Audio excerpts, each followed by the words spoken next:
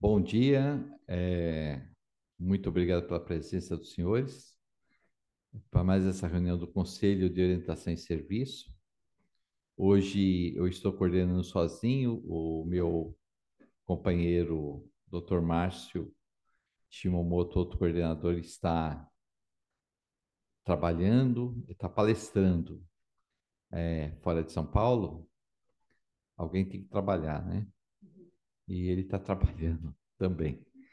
Então eu vou tocar essa reunião sozinho, claro, com minhas deficiências aí, vocês vão me perdoando conforme eu for errando, né? Então hoje, Dr. Paulo, aí é, agradecer muito a presença da quem está nos assistindo pelo vídeo, nos acompanhando, e quem está presencialmente mais ainda, né? Muito obrigado pelo prestígio que nos é conferido pela sua presença dos senhores. Deixa eu apresentar a nossa palestrante, que é a doutora Paula Beatriz Loureiro Pires. Doutora Paula, ela é minha colega, advogada também tributarista, ela é sócia nacional tributária e de planejamento patrimonial e sucessórios do escritório Marcelo Tostes Advogados, um grande escritório tributarista aqui de São Paulo. Ela é formada em Direito pela Universidade de São Paulo, tem especialização em Direito Tributário e Políticas e Relações Internacionais. Mãe do André, associada do Rotary Club São Paulo Cambuci, do qual eu tenho muito orgulho, porque eu sou do Rotary Club Liberdade, então somos companheiros. Padrinhos é coisa de velho, somos companheiros. Aí, associada do Rotary Club São Paulo Cambuci, conselheira da Distrital Sudeste da Ação Comercial de São Paulo, que é isso, e sócia da Renova Reformas Pinturas e Acabamentos Limitada. Isso é importante. Reformas, pintura e acabamento é uma coisa que interessa a gente sempre. Então, doutora Paula, pela intimidade, pela proximidade aqui, tanto da Associação Comercial quanto do Rotary Club, permite essa intimidade, essa informalidade, né? Por favor, doutora Paula. Bom dia a todos, tudo bem? Obrigada, muito obrigada realmente pelo convite. Paulo, mais uma vez, obrigada pela intermediação.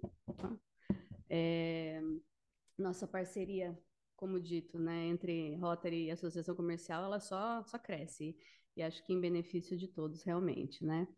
É, já posso iniciar?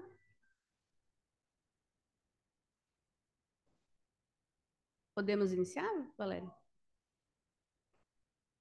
É só. Perfeito. Bom, antes de passar para o primeiro slide, efetivamente, eu imagino aqui que muitos de vocês com formação jurídica podem achar um pouco enfadonho a parte inicial, mas ela é absolutamente necessária para quem não tem o conhecimento jurídico, né? Nós precisamos realmente colocar todo mundo na mesma página para que todos tenham as mesmas premissas, especialmente do ponto de vista de direito de família e sucessões, também sob a ótica do direito tributário. Então, eu vou me permitir usar termos muito menos técnicos para que sejam bastante alcançados independentemente da formação.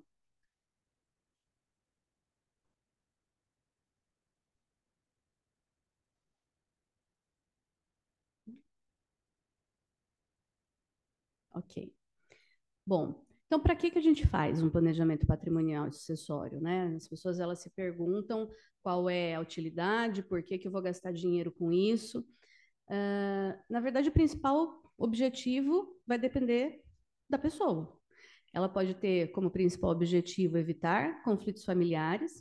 A gente sempre fala, né? No momento que eu vier a faltar, eu não quero que os meus familiares fiquem brigando entre si por aquilo que eu deixei.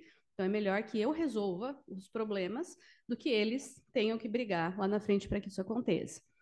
O segundo objetivo, proteger o patrimônio.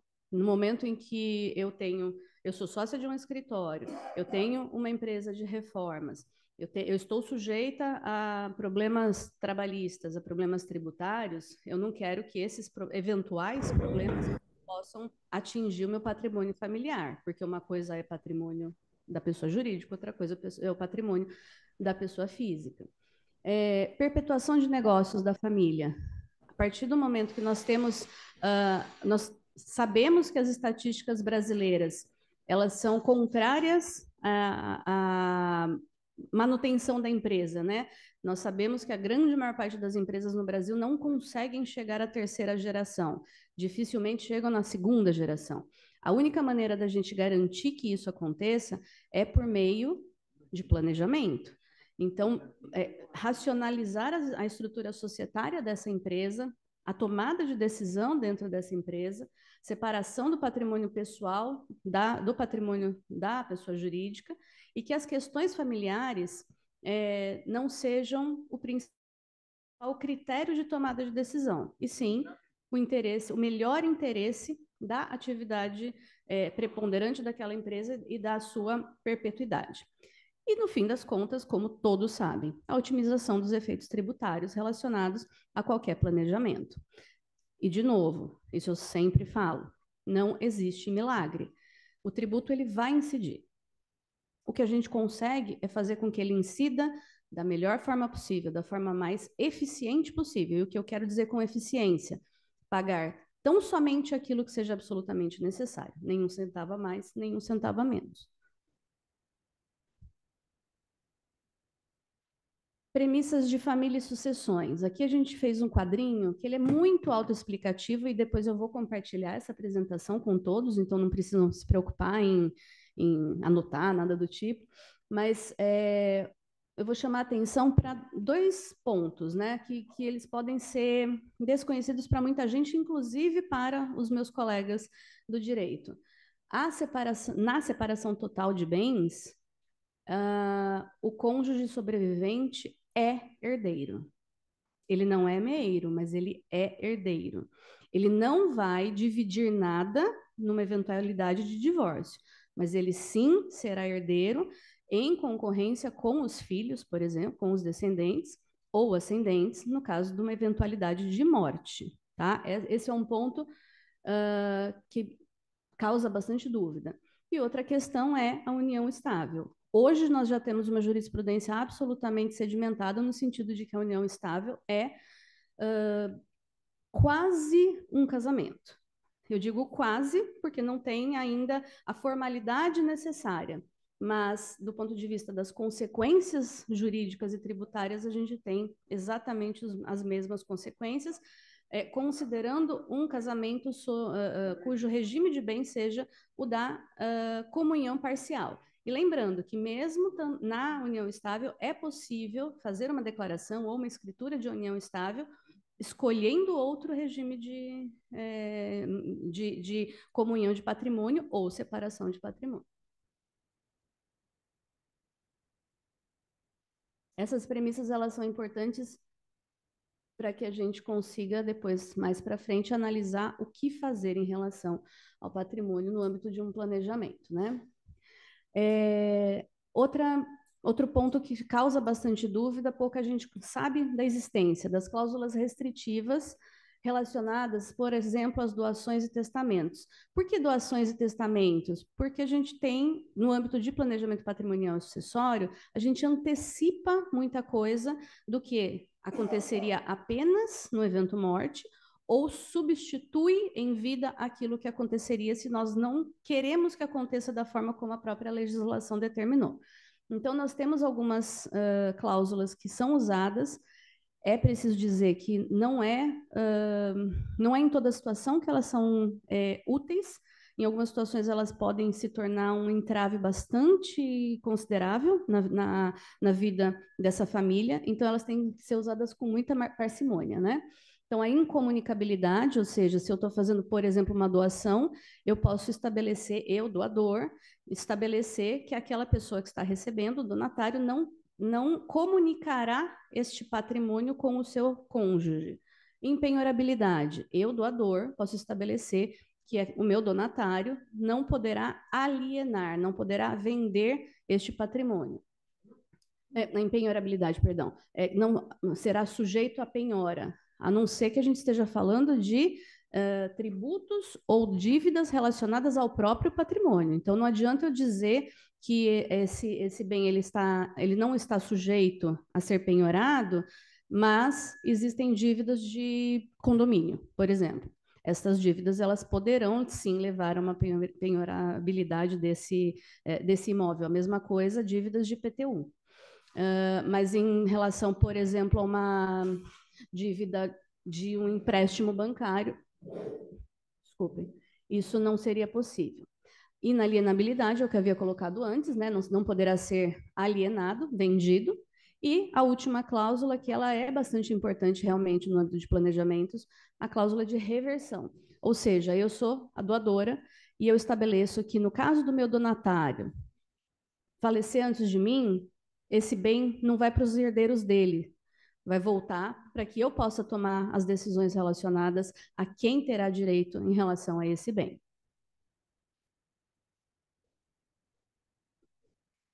O ITCMD é um tributo que tem sido muito falado ultimamente. Ele é pouco conhecido, as pessoas não entendem exatamente como ele funciona, mas tem sido muito comentado.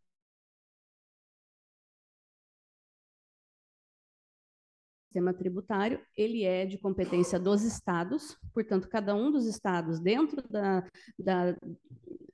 dos contornos da legislação complementar, os estados eles têm uma certa liberalidade para dispor, e hoje realmente nós temos disposições as mais aleatórias, de 1 a 8% sobre o valor, tanto de uma doação quanto de uma herança.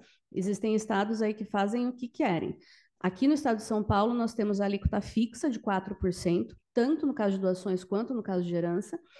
Temos uma isenção relacionada a doações de até 2.500 UFESPs, considerando o valor da UFESP em 2023, este ano a nossa isenção é de até 85 mil, aproximadamente, R$ 85.650. Todos os anos isso aumenta um pouquinho, porque a UFESP ela vai sendo atualizada, né? Mas nós temos vários estados em que já são aplicadas alíquotas progressivas de acordo com o tamanho do patrimônio doado ou objeto de herança, e que é a tendência a se tornar uma regra caso, de fato, a reforma tributária venha a ser aprovada nos termos que ela está sendo discutida atualmente. O ITCMD dele passaria a competência federal e com alíquotas progressivas. Previdência privada, até o companheiro ali da ponta estava trocando uma ideia comigo a esse respeito. É importante dizer que não há um consenso entre os estados, mas aqui em São Paulo, propriamente dito, nós temos uma posição bastante definida por parte da Secretaria da Fazenda, no sentido de que previdência privada não integra inventário. Não está sujeito ao inventário, inclusive nós corrigimos um inventário que havia sido iniciado num outro escritório, inventário administrativo. O próprio advogado havia preenchido a declaração de TCMD, incluindo os valores objeto de, não me lembro agora se era VGBL ou PGBL, mas era uma previdência privada. A Secretaria da Fazenda de ofício excluiu esses valores da base de cálculo do ITCMD. E aí, portanto, como não houve nem mesmo a incidência tributária, também não esteve sujeito à escritura de inventário. De fato, quem tem o direito ao recebimento são os beneficiários indicados pelo instituidor da Previdência Privada, mas é óbvio que a gente não está falando que esse entendimento acoberta a simulações. Eu já recebi um seguinte questionamento numa palestra bastante parecida com essa. Mas então tá bom, então eu vou pegar hoje todo o meu dinheiro que está investido, eu resgato, boto numa previdência privada, se amanhã eu falecer, meus beneficiários não vão ter que pagar ITCMD. Não é bem assim. A gente está falando de uma previdência privada com características de previdência privada, que é de acúmulo, sem natureza de investimento, sem natureza de aplicação financeira. É uma previdência privada com natureza de acúmulo patrimonial para fins de manutenção no fim da vida e dos respectivos beneficiários. Não adianta a gente achar que o instituto é imutável. Ele será imutável na medida em que ele seja utilizado para os seus fins, e não para que ele esteja sendo utilizado de forma indevida para deixar como única maneira de excluir a tributação, né? E aí a transmissão de bens no exterior. Esse também é um ponto que causava bastante dúvida, hoje ele já é um pouco mais sedimentado, mas com a reforma tributária voltaremos a ter discussões a esse respeito. Por quê?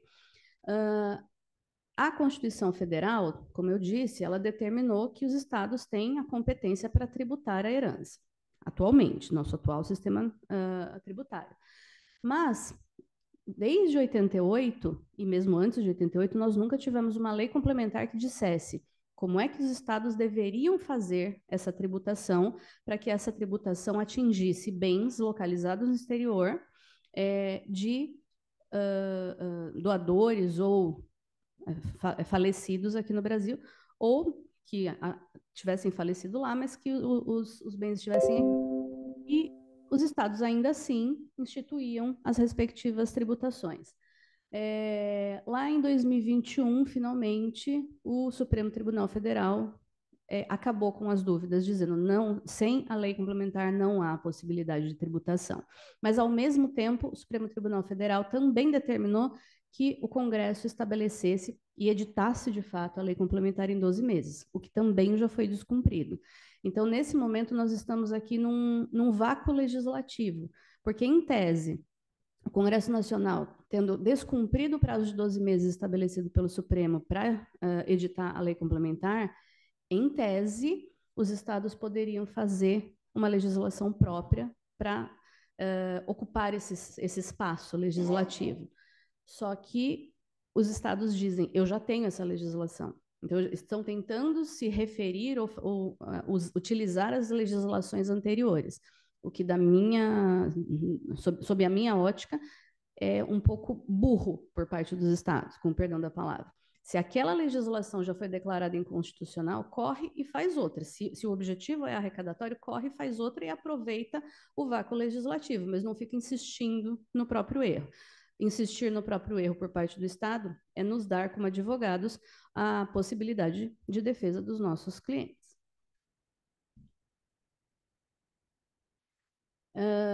E aqui as premissas de tributação de rendimentos das pessoas físicas, que são outras premissas relacionadas, extremamente necessárias que todos conheçam para que a gente possa falar de planejamento patrimonial e sucessório. Porque, de verdade, quando a gente está falando de planejamento, a gente está falando primeiro do patrimônio pessoal, que ele pode vir a se tornar um patrimônio de uma pessoa jurídica, mas primordialmente é da pessoa física.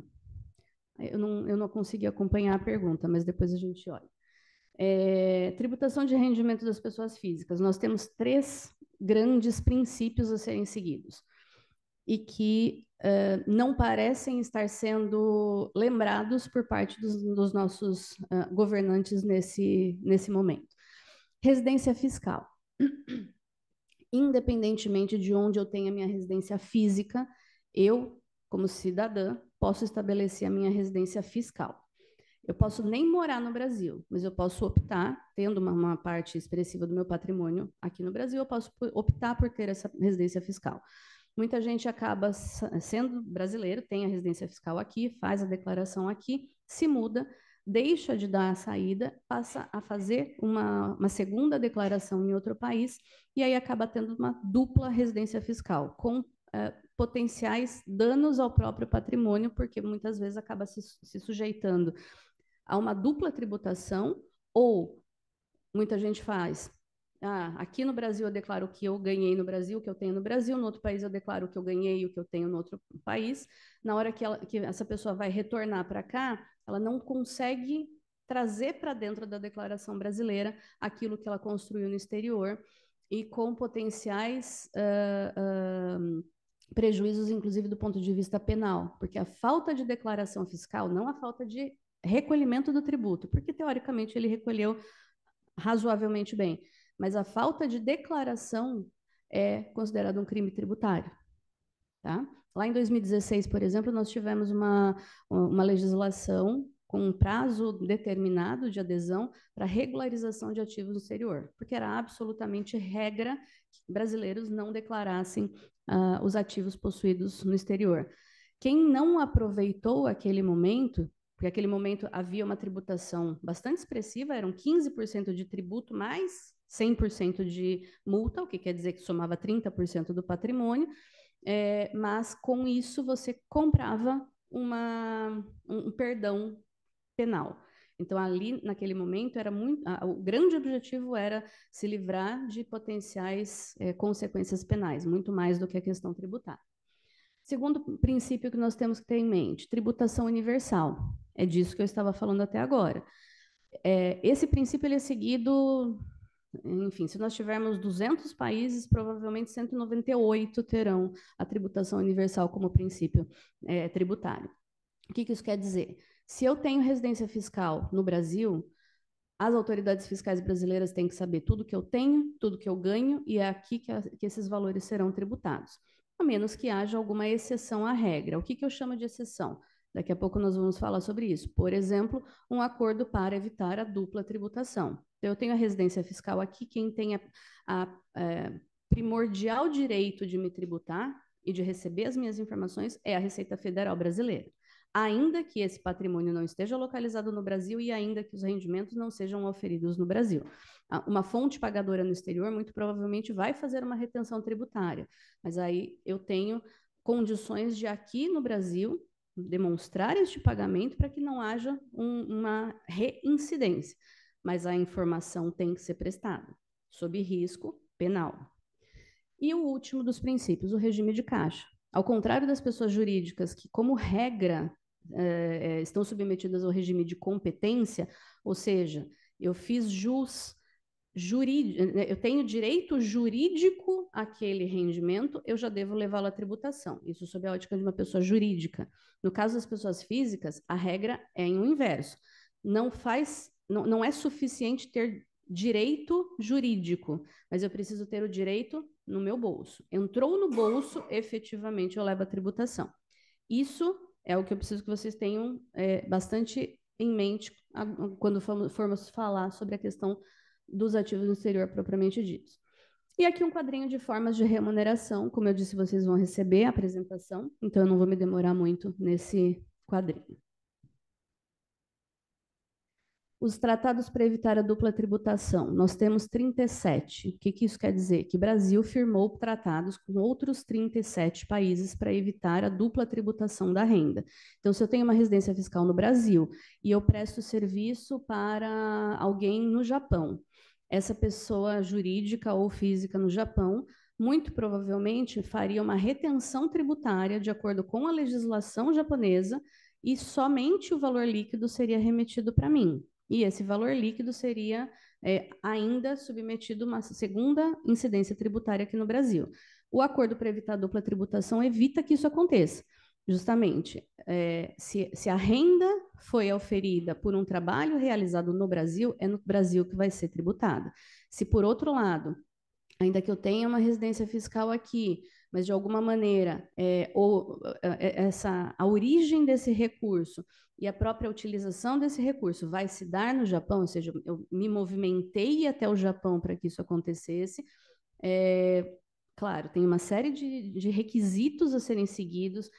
Os acordos para evitar a dupla tributação, eles são bastante extensos, porque eles prevêem uma série de circunstâncias fáticas, mas, regra geral, só para a gente ter em mente, o que eu ganho aqui, eu tributo aqui. O que eu ganho lá, né, a pessoa que está lá, ganha lá, vai ser tributada lá. Mas se eu tenho a minha residência fiscal aqui, prestei serviço lá, mas esse dinheiro vai vir para cá, seria teoricamente aqui que deveria ser levado à tributação. E com Estados Unidos não temos um acordo para evitar a dupla tributação, nós temos meramente um acordo de reciprocidade e que só se aplica para pessoas físicas, não se aplica para pessoas jurídicas, tá? Isso é importante também saber. E aí, com base em todas essas premissas que eu coloquei para vocês, nós temos aí algumas opções que são as mais comuns, aquelas que todo mundo comenta, e obviamente não são as únicas existentes, mas eu não vou trazer especificidades aqui, porque planejamento não tem receita de bolo.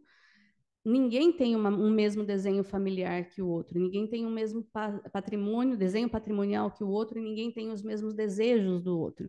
Então, todas as vezes, para os meus clientes, eu falo, eu preciso tirar uma foto do seu hoje, do seu desenho familiar e do seu desenho patrimonial. E você precisa me dizer qual é a foto que você quer ter lá na frente. E quando é esse lá na frente. O meu trabalho vai ser montar o filme de uma foto para outra, para sairmos desta e chegarmos naquela. E aqui eu trouxe, então, alguns exemplos de planejamento bastante simples. Adiantamento de legítima, aproveitando os limites anuais de isenção. O que é legítima? Isso é direito de família e sucessões. Eu e qualquer outra pessoa no Brasil, eu só posso dispor de 50% do meu patrimônio. Eu não tenho direito de dispor de mais do que 50% do meu patrimônio. Por quê? Porque a legislação protege os outros 50% que serão devidos aos meus herdeiros legais. Isso é a legítima. Os meus herdeiros legítimos, eles têm garantido por lei acesso e proteção a esses 50%. Então, a minha parte disponível, eu posso fazer o que eu quiser com ela. Eu posso deixar para o Rotary, por exemplo, para fazer trabalho social. Mas os 50% dos meus herdeiros têm que ser destinados aos meus herdeiros. E aí eu posso fazer um adiantamento de legítima, para que eles tenham acesso na minha vida, e não somente na minha morte, a esse montante, e eles já podem começar a fruir desses valores. E aí eu posso aproveitar os limites anuais da isenção. Como eu disse lá aqui em São Paulo, né, a gente tem uma isenção anual de 85 mil, aproximadamente. Então, eu posso 85 mil esse ano, 85 mil no ano que vem, 85 mil no ano seguinte. E eu não estou falando de 1º de janeiro a 31 de dezembro, eu estou falando ao longo de 12 meses. Então, se eu faço agora em setembro, 85 mil, e aí eu esqueço e faço em agosto do ano que vem, não vai dar certo. Os dois valores serão somados e o ITCMD vai retroagir a este mês agora e vai ser exigido com multa e juros. Então, o cálculo tem que ser feito sempre da data da primeira doação, 12 meses em diante. No 13º mês eu posso refazer.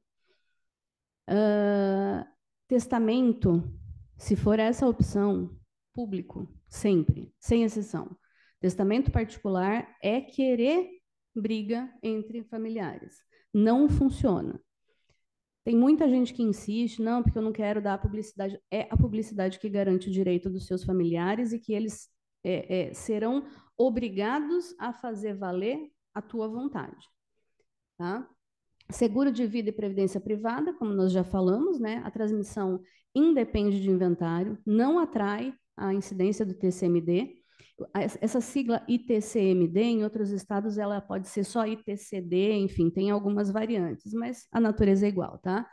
E a disponibilidade direta de recursos. Qual é a grande vantagem disso? Ou do seguro de vida ou da previdência privada? Se o meu patrimônio é muito grande, às vezes os meus herdeiros não vão ter dinheiro suficiente para pagar o ITCMD e acessar o meu patrimônio. Então, eu deixo um seguro de vida, eu deixo um beneficiário já identificado numa previdência privada para que ele possa, independentemente do inventário, acessar recursos. Esses recursos vão fazer frente ao advogado do inventário, às custas judiciais e principalmente ao ITCMD. E aí, com isso, eu consigo destravar um inventário inteiro. Então, como eu disse, é planejamento. Gente, se eu faço planejamento de uma lista de supermercado, por que eu não vou fazer planejamento da minha vida? Essa é a grande questão, né? Outra forma bastante comum de se fazer planejamento patrimonial e sucessório. Holdings das mais diversas, as duas principais, de participações ou de imóveis, né? O que é uma holding? É uma empresa, simplesmente, mas que a atividade operacional dela é deter algo. Quando eu estou falando de uma holding de participações, ela detém participações em outras empresas. E, normalmente, nós, se isso for possível, claro, nós sempre indicamos aos nossos clientes que as atividades não sejam concentradas embaixo de um mesmo guarda-chuva.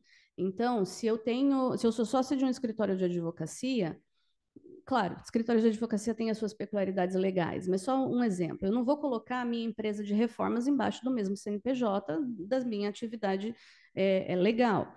Então, eu tenho um CNPJ para atividade jurídica, eu tenho outro CNPJ para reforma, eu tenho um varejão, eu tenho outro CNPJ, e eu tento não colocar todas essas atividades operacionais embaixo de uma mesma holding. Então, se eu tenho um patrimônio bastante grande do ponto de vista de atividades operacionais, tentem fazer com que as holdings elas não se misturem em relação às respectivas atividades, para que não haja uma potencial contaminação prejudicial em caso de risco trabalhista, em caso de risco tributário, tá? E a holding imobiliária, que é talvez a mais comum realmente, que é para deter imóveis. Ainda no Brasil, muita gente enxerga a atividade imobiliária como uma das mais seguras, uma das mais rentáveis. Então, se a gente faz aqui esse exercício numérico, eu, pessoa física, recebo aluguéis dos imóveis que eu detenho, eu vou ter que tributá-los a 27,5%. E eu estou ignorando o fato de que a maior parte das pessoas não declara recebimento de aluguéis, tá? Eu estou partindo aqui da plena legalidade. Então, se de fato esses valores são recebidos pelas pessoas físicas e declarados, eles serão tributados pela declaração de ajuste anual, tabela progressiva de 0 a 27,5%. Se eu coloco esses mesmos imóveis embaixo de uma pessoa jurídica que esteja submetida ao regime tributário do lucro presumido, os aluguéis eles serão tributados no máximo àquele percentual de 14,53%, e esse percentual é a soma de imposto de renda, contribuição social, PIS e COFINS.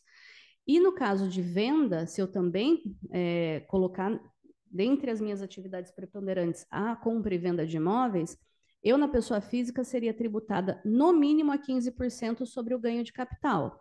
Como vai ser uma atividade preponderante, uma atividade operacional, melhor dizendo, da minha pessoa jurídica, o valor máximo que eu vou pagar em cima do valor de venda vai ser 6,73%. Ah, mas aí eu vou ter que pagar o ITBI para colocar os imóveis dentro da minha pessoa jurídica. Sim, certamente. Se ela tiver atividade imobiliária, se ela tiver preponderância imobiliária, o que é uma preponderância? Mais do que 51% do seu faturamento ser decorrente de atividades relacionadas aos próprios imóveis. Havendo essa preponderância, tem que pagar o ITBI. Se não houver a preponderância, não tem que pagar o ITBI. E aqui em São Paulo, na cidade de São Paulo, o ITBI é de 3%. A depender do tamanho deste patrimônio imobiliário, esse valor do ITBI, que é um valor a ser arcado na frente, né, adiantado, digamos assim, em 4 anos ele recuperado somente na economia relacionada ao imposto de renda da pessoa física, que deixa de ser pago e passa a ser pago na pessoa física, na pessoa jurídica, perdão. Fundo de investimento fechado, fundos exclusivos, eles têm estado muito na mídia mais recentemente, desde o finalzinho de agosto, justamente por conta da medida provisória que foi editada, 1184, o nome da medida provisória. Essa estrutura especificamente, ela não é acessível por pessoas de patrimônio inferior a 10 milhões de reais. Fundo exclusivo, nenhuma gestora vai aceitar constituir um fundo de investimento se você não tiver no mínimo 10 milhões de reais para colocar lá dentro. Então, a gente já são muito menos, a menor quantidade de pessoas que consegue acessar esse tipo de estrutura. Mas era muito interessante na medida em que não há, por exemplo, come cota. Se vocês fizerem um investimento numa aplicação multimercado, vocês vão ver que todo mês de maio e novembro um pedacinho é retirado daquele patrimônio. E quando há um resgate, complementa-se esse come cotas. Então, no caso dos fundos de investimento exclusivo e fechados, esse come cotas não existia e todo esse valor ele era reinvestido. Enquanto você não retirasse o montante de lá, não havia tributação. A MP, que está vigente nesse momento, ela determina justamente a instituição do come cotas e ela determina a percepção em momento diferente do efetivo resgate. Então, antes de chegar no meu bolso, eu já deveria pagar. Ao contrário daquilo que eu coloquei para vocês como premissa lá do regime de caixa, né? Então, hoje, neste momento aqui, até que a MP venha ou a ser convertida em lei ou a caducar, nós não constituímos, a gente nem consegue fazer com que uma gestora faça a constituição de novos fundos. E, por fim, os investimentos no exterior. Então, aqui, por enquanto, eu só estava falando de premissas, tá, gente? Agora é que a gente vai passar efetivamente a falar sobre o cerne da nossa apresentação. E nós temos 3 grandes formas de fazer investimento no exterior. O investimento direto, eu, pessoa física, faço investimento num banco estrangeiro, em algum determinado fundo de investimento detido por um banco. Ou eu faço esse investimento via uma pessoa jurídica constituída no exterior, as tais offshore. Offshore não é palavrão, não é impedido por lei, só que ficou com uma conotação muito ruim por conta da mídia. E os trusts. Os trusts também não são ilegais, tá? Isso é importante que a gente saiba. O investimento direto, ele nunca foi a nossa primeira opção. Por quê? Porque ele desde sempre teve tributação. Então, aqui, nada muda, mesmo com a gente teve a MP de tributação de ativos no exterior, caducou, ela não se tornou lei, mas na sequência foi apresentado o projeto de lei. Mas isso aqui já sofria uma tributação bastante forte, bastante grande e muito chata. Por quê? Porque gerava muita burocracia. Quem ofere renda no Brasil, uma pessoa física, ofere renda ou rendimento do exterior, nós temos que preencher carnê-leão no mês a mês. E depois, lá na nossa declaração de abril do ano seguinte, esse carnê-leão tem que ser computado para que a gente não pague novamente. E se esse carnê-leão deixou de ser recolhido, a gente tem que pagar o tributo com multa e juros. Então, era muito burocrático. A gente evitava ao máximo que isso fosse feito desta forma. E qual era a forma, então, mais usual? Por meio das tais offshores.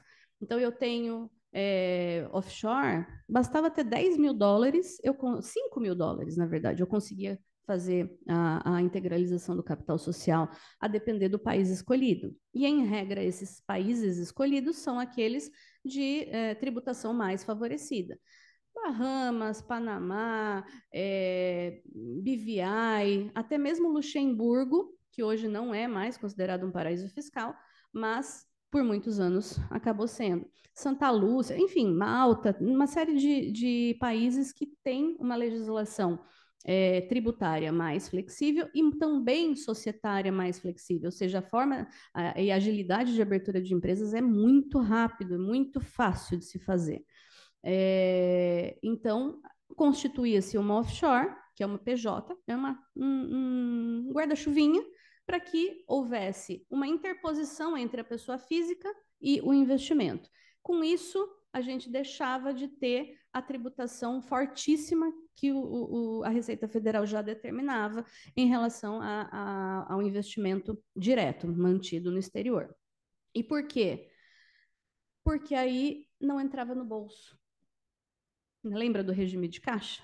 Então, não entrando no bolso, porque permanecia e se fazia o reinvestimento desses fundos detidos pela pessoa jurídica e não pela pessoa física, então a tributação passava, ou ainda passa, porque ainda está vigente, a ocorrer só no momento que eu trazia esse dinheiro para o Brasil, ou no momento em que eu ia para a Disney, pegava o meu cartão de crédito internacional vinculado com a minha conta da minha offshore e gastava, porque não independe onde eu estou gastando. O fato é que a minha residência fiscal é brasileira e, portanto, a tributação ocorre no Brasil. E a terceira forma mais usual, e ainda assim era bem mais rara, por meio de trusts. O que é um trust? Ele não existe no Brasil. Não existe uma legislação que crie no Brasil estruturas semelhantes.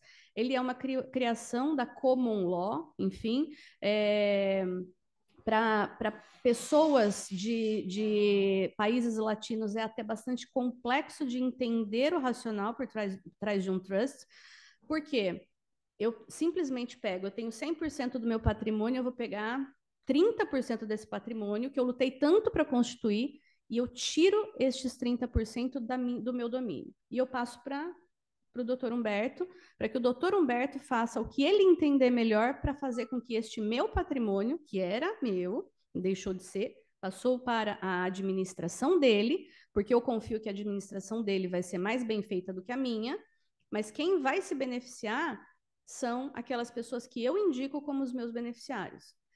E os brasileiros, o que faziam? Davam aquela, né, flexibilidade no conceito e diziam, tá, então eu vou instituir, eu vou passar para uma outra pessoa, mas quem manda nele sou eu, e eu mesmo sou o beneficiário.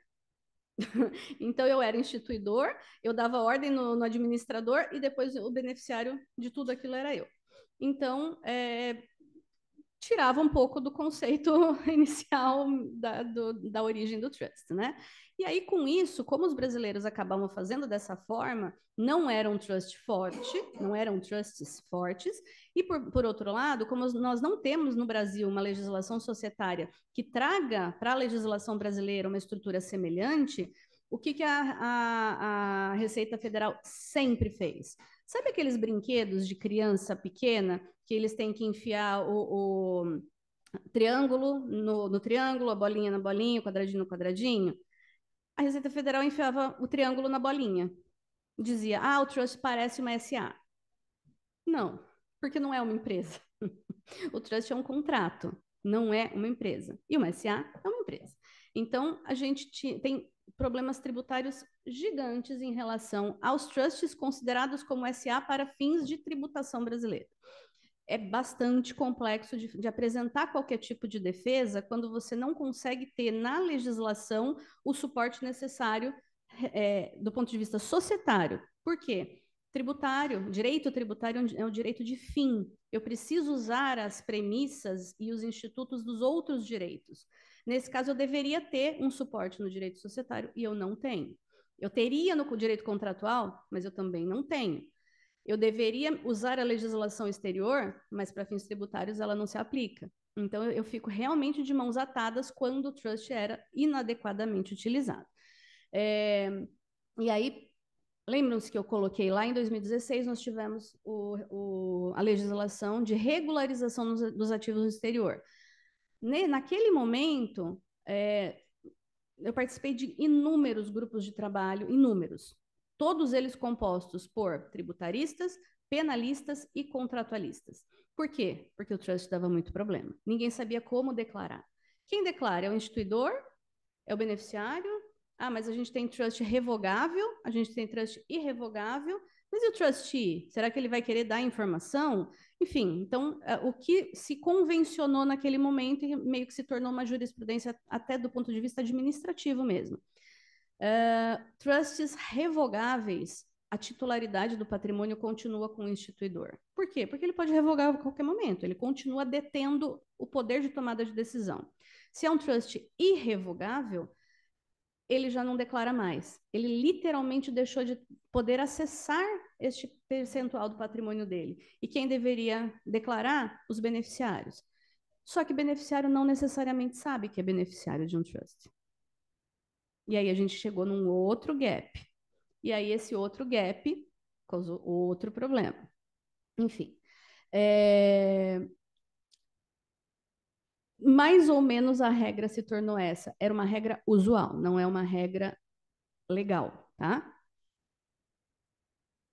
E outra coisa, os estados passaram a entender que se era um trust irrevogável, eu já tinha uma incidência do ITCMD, porque afinal de contas era uma doação. Só que o donatário não sabe, muitas vezes. E o doador está falando sobre ativos mantidos no exterior. Então, os estados também não podiam tributar por conta da decisão do Supremo de 2021.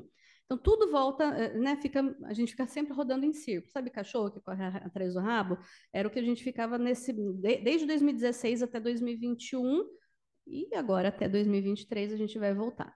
Então, aqui eu já adiantei um pouquinho esse slide, como é que se faz a declaração. Eu imagino aqui que você já tenha visto uma declaração de imposto de renda, né? Aquelas que a gente apresenta em abril ou maio do ano seguinte, se reportando a 1º de janeiro, de 1º de janeiro a 31 de dezembro do ano anterior. E aquilo que eu detenho na minha pessoa física é o que eu vou declarar. Então, se eu detenho um ativo no exterior diretamente, eu fiz um investimento diretamente num banco, eu vou declarar por este valor. Se eu detenho, na verdade, uma pessoa jurídica, a tal offshore, e ela que detém o patrimônio, o investimento, Eu declaro na minha declaração de imposto de renda as cotas detidas da offshore. E aí, esta declaração, ela não conversa mesmo com a DCBE, que é uma declaração feita no início do ano para o Banco Central. A declaração DCBE, feita para o Banco Central, ela tem natureza não tributária. A natureza dela, o objetivo dela é estatístico, é saber quanto de dinheiro e patrimônio brasileiro nós temos no exterior. E por isso, esses valores eles são atualizados. Então, se eu tenho uma offshore cujo capital social é de 10 mil dólares, eu converto esses 10 mil dólares para real, e esse custo de aquisição ele fica travado na minha declaração de imposto de renda, mas ele vai ser atualizado ano a ano de acordo com a valorização dos investimentos da pessoa jurídica para fins de DCBE. Então, as duas declarações, elas necessariamente não conversam entre si. O que agora, por meio do projeto de lei de tributação de ativos no exterior, deixaria de ser uma verdade caso esse projeto de lei venha a ser convertido em lei, tá?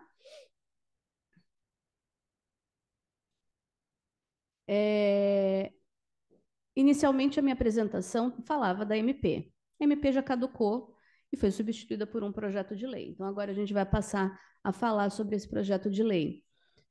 Tem uma faixinha preta em cima, não sei se vocês... Então, a 4.173 foi apresentada agora no final de agosto. A Presidência da República pediu regime de urgência. Esse regime de urgência determina que a Câmara, onde hoje está correndo esse projeto de lei, tem 45 dias para avaliar.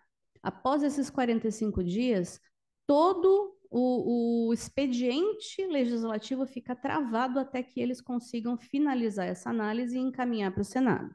Chegando no Senado, como também temos esse pedido de urgência, mais 45 dias para avaliar, sob pena de travamento de todo o expediente legislativo. Ou seja, se tudo correr como o governo espera, em 90 dias, a partir da apresentação do PL, nós deveríamos ter ou uma rejeição completa do projeto de lei ou a sua conversão em lei, bastando apenas a sanção. O que eu sempre dizia em relação à MP e que eu posso dizer também em relação ao projeto de lei. Quem está avaliou a MP e agora avalia o PL, são pessoas que naturalmente têm offshores e trusts no exterior. Nós sabemos disso. É um fato que pessoas públicas usam esse tipo de estrutura para terem maior proteção. Tá? Ou seja, é muito complexo, porque a gente está falando de pessoas, eu não estou falando de partidos, eu não estou falando de questões partidárias aqui, tá, gente? Eu estou falando de pessoas. Pessoas não querem pagar tributo, ponto. E pessoas que têm um grande patrimônio, menos ainda. É difícil que tantas pessoas envolvidas na análise de um projeto de lei dessa monta, todas elas consigam abrir mão de todo o seu envolvimento pessoal no assunto para fazer com que isso vá adiante. Ou pelo menos que vá adiante nos termos que o governo pede que seja feito. Se eu não, obviamente não posso colocar a mão no fogo porque eu não estou na cabeça de cada um deles, mas se eu pudesse fazer aqui uma sugestão de como esse texto vai ser aprovado, acho que vai ser aprovado, ele não vai ser rejeitado, mas certamente não será com essa proposta e certamente vai ser absolutamente esvaziado nos termos que foi apresentado. Por quê? Porque hoje a gente sabe que trusts e offshores são primordialmente constituídos em paraísos fiscais. Por quê? Porque aí eu não tenho nem tributação lá nem cá. Se o governo tivesse partido dessa premissa, vou tentar fazer uma tributação específica para estas empresas offshore ou para esses trusts localizados em paraíso fiscal, talvez eles tivessem muito mais chance de sucesso do que como fizeram, porque eles disseram paraíso fiscal, regime fiscal privilegiado, e eu já vou dizer qual é a diferença, e qualquer empresa, ainda que operacional, mas que tenha renda passiva na MP maior do que 80%, e no PL maior do que 60%. Ou seja, se eu tenho uma empresa que é operacional, uma imobiliária brasileira, atividade operacional de uma imobiliária é uma renda passiva. Por quê? Porque é aluguel. E aí, esta mesma imobiliária, eu não constituí no Brasil, eu constituí no exterior, não precisa ser em paraíso fiscal, eu tenho uma tributação como se ela estivesse localizada num paraíso fiscal e exercendo uma atividade indevida. Entendem a bobagem que foi cometida? Bom, vamos passar um pouquinho. Eu ia dizer qual é a diferença entre paraíso fiscal e regime fiscal privilegiado. Nós temos uma instrução normativa editada pela Receita Federal que tem 2 artigos. O primeiro artigo fala: estes países são paraísos fiscais. Inciso 1 até sei lá quanto. E aí é só nome de país. Esses países, eles tributam a renda a menos de 17%. Ponto final. Eles são considerados paraísos fiscais para todos os aspectos tributários brasileiros. Aí o artigo 2º. Estes são regimes fiscais privilegiados. O que são regimes fiscais privilegiados? São regimes societários, muitas vezes, societários e, em menor instância, contratuais. Aquele país não é considerado um paraíso fiscal, mas aquela estrutura societária, por suas características, permite que aquela estrutura seja tributada a menos de 17%.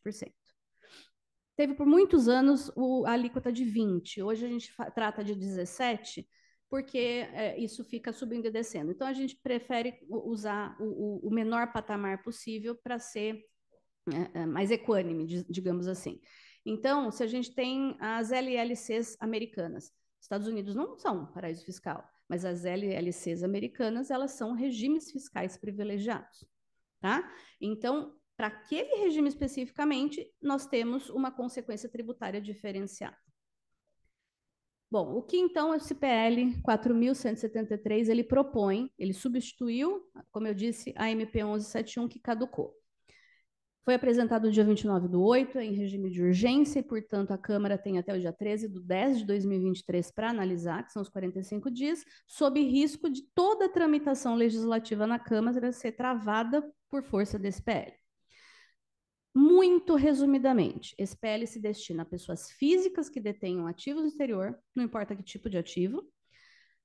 Essa tributação, ela incidiria a partir de 1º de janeiro de 2024. E por que isso? Porque o sistema tributário nacional não permite que a instituição de um tributo se dê para incidir no mesmo exercício em que essa legislação foi aprovada. Então, aqui acertaram, estão obedecendo.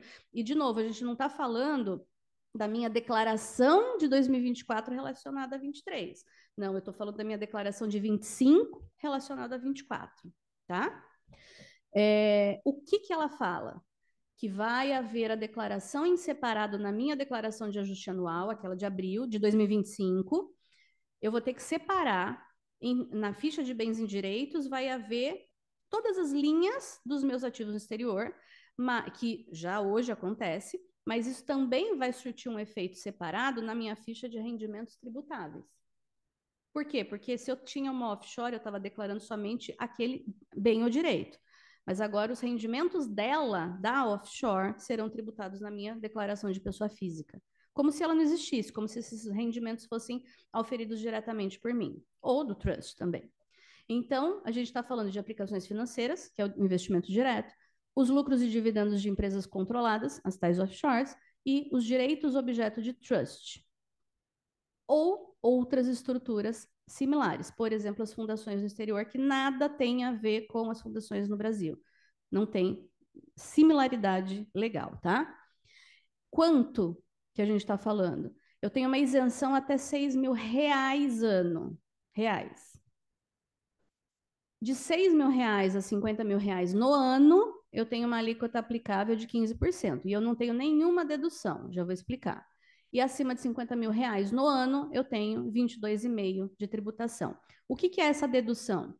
Quem já fez uma declaração de imposto de renda sabe, eu tenho um filho menor, 8 anos. Ele é meu dependente. Eu tenho um valor, pelo fato de ter um dependente, eu tenho um valor que automaticamente é deduzido do meu rendimento, tributável.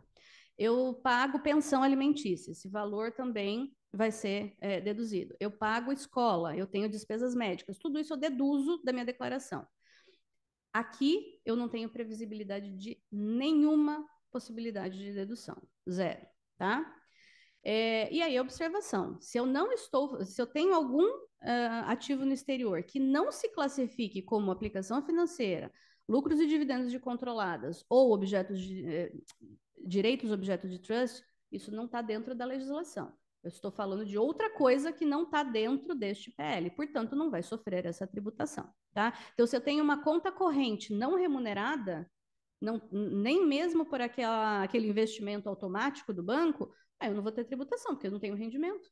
Não alcança, realmente. O investimento direto, como que eles falam que agora vai funcionar? Né? A gente falou até agora de aplicações financeiras, que é o mais usual.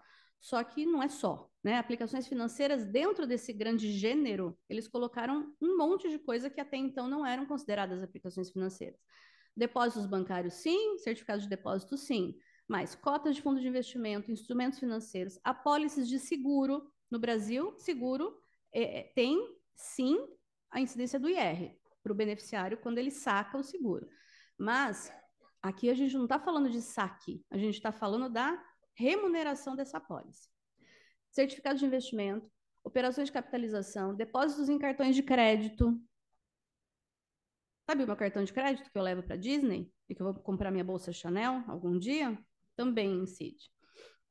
Fundos de aposentadoria ou pensão, títulos de renda fixa ou variável, derivativos, criptoativos. O criptoativo não estava previsto na MP, foi incluído agora no projeto de lei. Participações societárias, operações de crédito, inclusive mútuo, desde que esse mútuo seja remunerado, obviamente, e carteiras digitais ou contas correntes com rendimentos. Ou seja, tudo que tiver qualquer tipo de rendimento, e os tipos de rendimento estão ali na tabelinha do lado. Variação cambial, juros, prêmios, comissões, ágio ou deságio, participações nos lucros, dividendos, ganhos em negociações no mercado secundário, ganhos na venda em bolsa de valores de ações de não controladas e rendimentos de depósitos ou carteiras digitais ou contas correntes remuneradas. Tudo isso está classificado como rendimento e vai ser atingido pela tributação de 0 a 22,5%, caso a CMP seja convertida. E aí a gente tem ali do lado essas 4 observações, né? Tudo se refere a resultados obtidos a partir de 1º de janeiro de 2024. 31/12/2023, até esta data, nada será alcançado, a menos que eu queira, e a gente vai falar sobre isso depois, nada será obrigatoriamente alcançado pelo projeto de lei. Esses rendimentos, por exemplo, os juros, né, ali trouxe um exemplo aleatório, eles serão declarados na minha declaração de imposto de renda, declaração de ajuste anual, por isso que se chama DAA, e tributados no período de apuração em que percebidos pela pessoa física. A questão é o percebidos.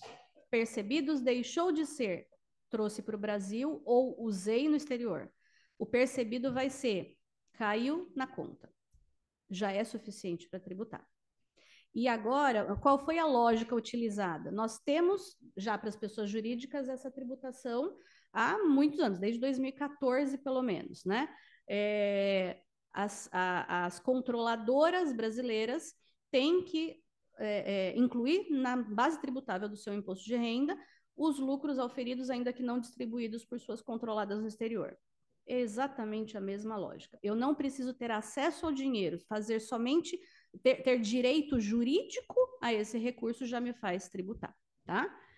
E os ganhos, inclusive variação cambial sobre o principal, porque eu posso não ter investido em lugar nenhum, mas eu tenho dinheiro, dólar ou euro na minha casa.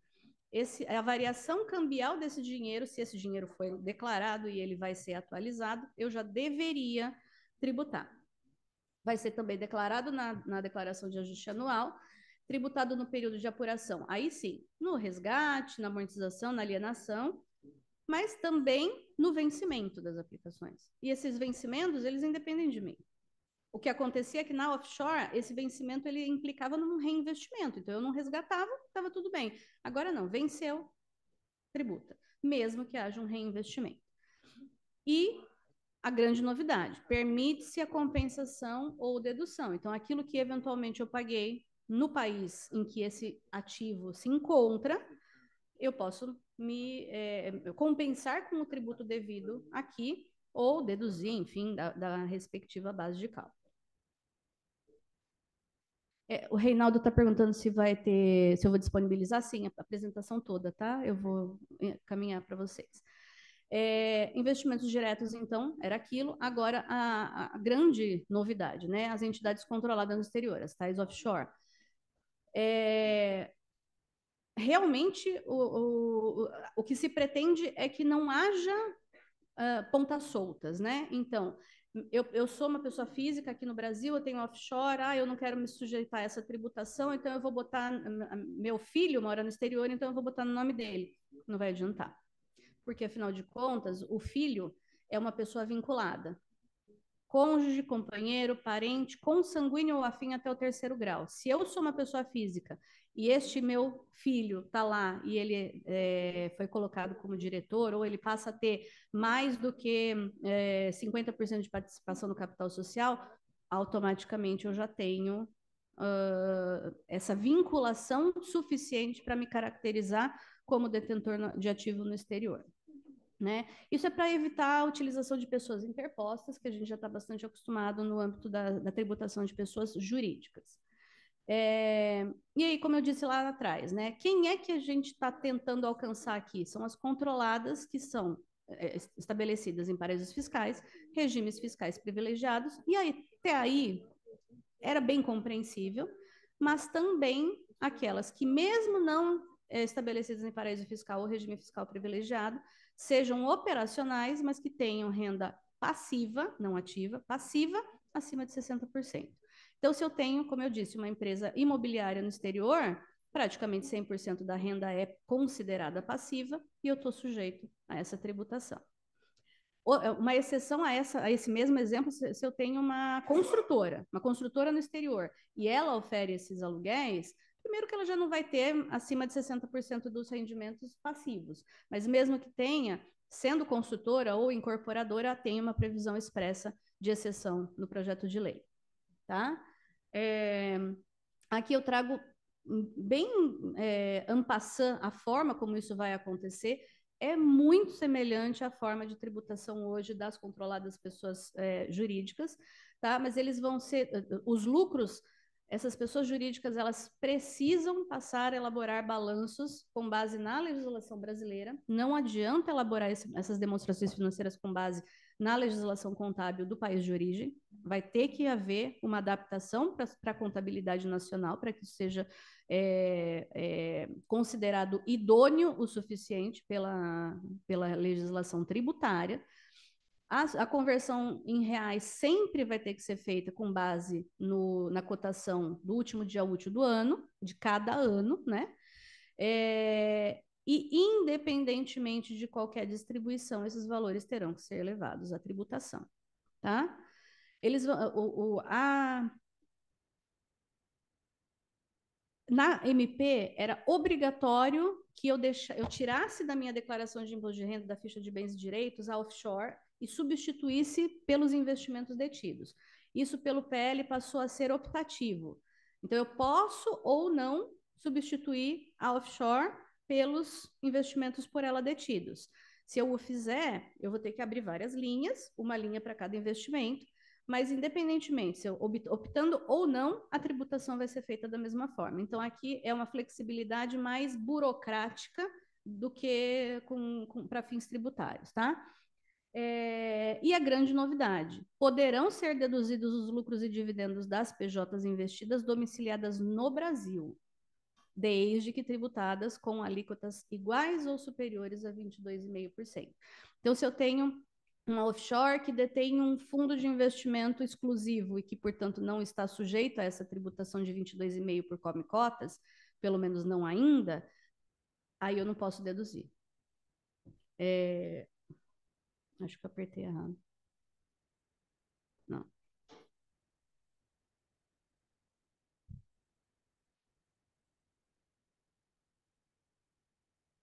Não tá aí.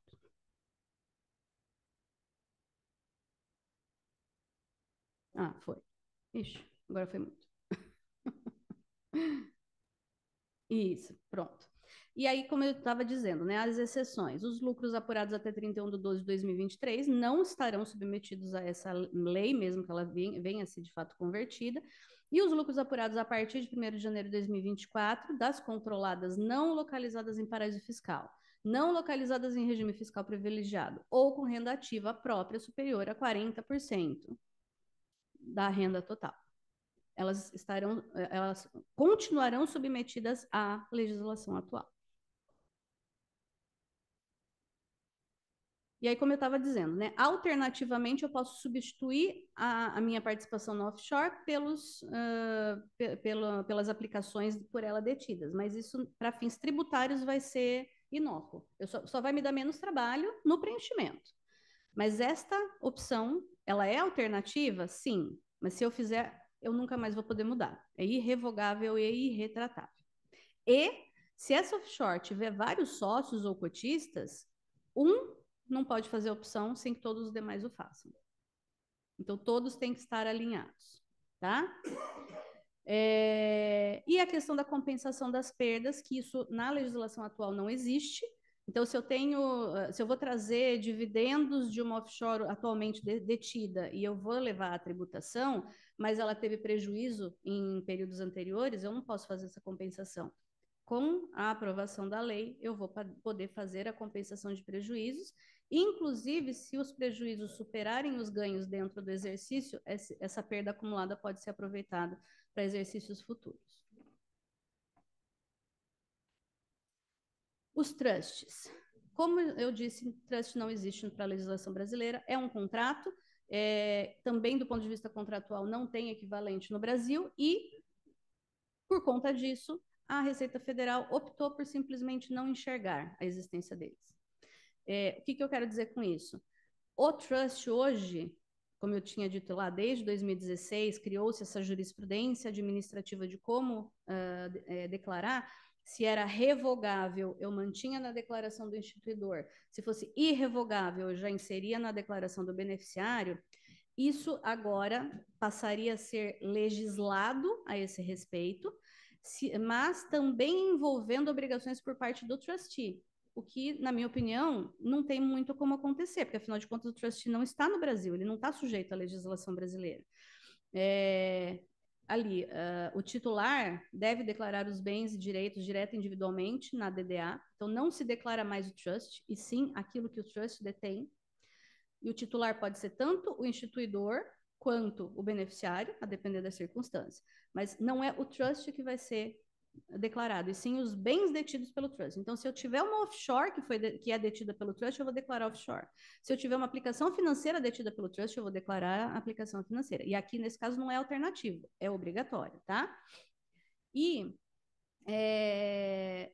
o instituidor e os beneficiários, um ou outro, aquele que é o titular do direito, deverão, em até 180 dias da publicação da conversão do PL em lei, eles deverão providenciar alteração da escritura do trust, do deed, que a gente chama, para obrigar o trustee, na qualidade de administrador, a prestar informações e ao cumprimento da lei. Mas o trustee não está sujeito à legislação brasileira.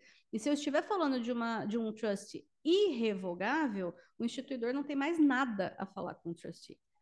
E muitas vezes, como eu também disse, ainda não existe um beneficiário acessando esse benefício porque as condições estabelecidas na Carta de Desejos ainda não foram alcançadas. Então, a gente tem um gap que a Receita Federal está tentando acessar, mas, na minha opinião, sem muito sucesso. E aí, na observância pelo trustee desses regramentos da legislação, não desobriga o instituidor ou os beneficiários do atendimento tributário da legislação.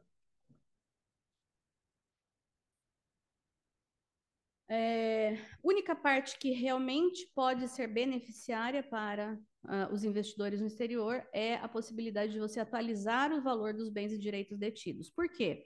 Não sei se todos aqui sabem, mas quando eu compro um imóvel por R$1 milhão lá em 1990, eu vou vender em 2023, esse custo de aquisição continua R$1 milhão. Eu não posso atualizar, eu não tenho este direito pela legislação brasileira. O custo de aquisição é travado, a menos que eu faça uma reforma, e aí eu acrescento o custo da reforma, mas eu não atualizo a valor de mercado o custo de aquisição. Por quê? Porque ele vai ser utilizado na composição do ganho de capital. Eu vendi em 2023 a 5 milhões, vai ser 5 menos 4, menos 1, tenho 4 de ganho, tributo. Aqui, o que eles estão dizendo é, eu, detentora de ativos no exterior, eu, Receita Federal, estou sendo super legal com você e permitindo que você faça atualização ao valor de mercado desse custo de aquisição. Você vai tributar não a 22,5%, mas a 10%. Por quê? Porque eu estou adiantando recursos que a Receita Federal, de outra forma, não acessaria nesse momento. Então, a gente faz aqui um jogo de ganha-ganha. Você atualiza, então você não vai ter um ganho de capital lá na frente tributado a 22,5%, eu estou te permitindo pagar a 10, mas por outro lado eu estou tendo um ingresso de caixa que eu não teria expectativa de recebimento nesse momento. Isso aqui, eu não tenho como dizer se é vantajoso ou não. Cada pessoa vai ter que fazer conta do lápis. É conta, literalmente. Faz sentido? Você tem o recurso para recolher esses 10% nesse momento? Talvez faça sentido. Talvez faça sentido se antecipar a uma reforma tributária, mas nesse momento ainda não tem como fazer. Por quê? Porque o projeto de lei ainda é só um projeto de lei, não é uma legislação. E algumas isenções foram revogadas. Então, artigo 25, parágrafo 4º da Lei 9250, lá de 95. Depósitos mantidos em instituições financeiras no exterior devem ser relacionados na DAA pelo valor do saldo desses depósitos em moeda estrangeira, convertido em reais, pela cotação cambial de compra de 31 de dezembro, sendo isento, essa parte que foi revogada, isento o acréscimo patrimonial decorrente da variação cambial. E da mesma forma, artigo 24 da MP 2158. O ganho de capital sobre a variação cambial de ativos adquiridos com rendimentos auferidos originalmente em moeda estrangeira. Então, a variação cambial deixou de ter essas duas grandes isenções que eram muito utilizadas. Então, eu fui para o exterior, eu recebi o meu pagamento em moeda estrangeira e mantive lá, não trouxe para o Brasil. Toda vez que eu vou para o exterior, eu uso esse valor que já está lá, para não haver a conversão, eu não trouxe para cá, não vou ter tributo, e tinha uma isenção na variação cambial. Essa variação passaria também a ser tributada. Isso era tudo que eu tinha para falar. Como eu disse, eu não sei se isso vai ser aprovado, muito menos em que termos, mas é algo que a gente precisa ter no nosso radar. Desculpem ter me estendido. Muito obrigado, doutora Paula, foi merecido, doutora Paula. Foi bem interessante, bem esclarecedor, mas principalmente instigante, né? São pontos, desde o primeiro ponto até o último, instiga a nossa reflexão. A nossa comissão, ela tem a felicidade de ser composta por várias pessoas que pensam e trabalham sobre esses assuntos, por vários aspectos. Inclusive, tem muitos investidores aqui. Pessoas de dinheiro mesmo, que não é o meu caso. Então, eles devem estar preocupados. Mas eu vou abrir a perguntas e comentários. Eu só vou pedir para ser breve, porque tem vários, eu sei que tem vários pontos. É amplíssimo o tema. E se a gente for debater isso, é matéria para um seminário, talvez até um curso, se a gente for esgotar e debater todos os temas. Então, eu vou pedir só para ser breve, mas eu vou fazer só um comentário. Eu tenho vários comentários, assim, vários aspectos que estão aí, já me passei a refletir, e alguns pontos eu até escrevi, né? Eu vou fazer dois comentários só, mas vou deixar no ar, assim, meio sem resposta.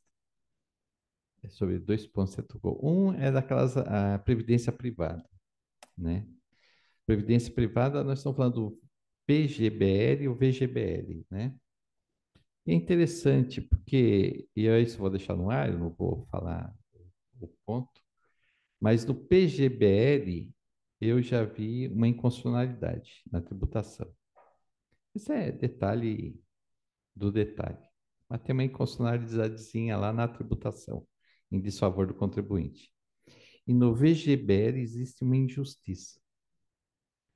E é engraçado que essa injustiça é vendida como uma vantagem ao contribuinte. Mas se você fizer conta, vai ver que tem uma injustiça forte, violenta. E uma injustiça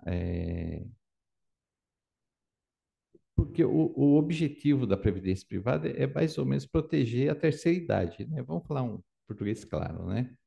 Esse é o fundo da previdência, né? Nos protegemos da terceira idade. E aí tem uma injustiça, apesar de não ser inconstitucional, de um ponto é inconstitucional, e no PGBL, no outro tem uma. Mas depois, isso é um outro tema. Mas um outro ponto também que é interessante, só para dizer que esses pontos merecem reflexão, são profundos, não são assim tão elementares como parece, né? E o outro ponto, e não pega só rico, não, só quem tem grandes patrimônios, pega também as pessoas normais, né? E o outro ponto interessante é que a Receita Federal, ela considera, lá na legislação interna deles, né, na legislação tributária, lugares de paraíso fiscal. Então, que nem você passou a regra em 17%, por vezes é 20%, quer dizer, quem tributa menos de 20%, 17% do imposto de renda, são considerados paraísos fiscais. Então é engraçado, o Brasil é um paraíso fiscal na régua da Receita Federal. Volto a dizer, na régua da Receita Federal, o Brasil, em várias das suas aplicações e vários dos seus sentimentos, são considerados paraíso fiscal. E aí eu chamo